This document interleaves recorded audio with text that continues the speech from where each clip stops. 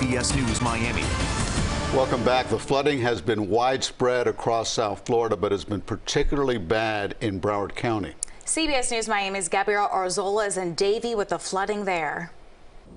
This is remarkable. We are on Davie Boulevard and Southwest 31st Avenue. Take a look at all of this water. It is a complete standstill. No one can go through, and if they can, it's at a snail's pace. Just to give you an idea, let's just take a quick walk over here.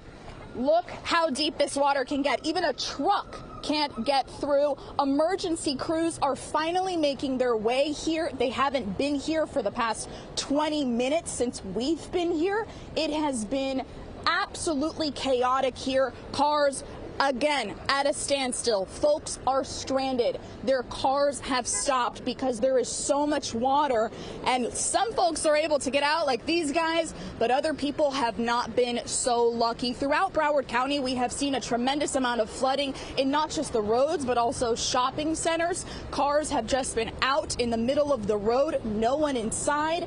We will continue to stay on top of what's going on here throughout Broward County.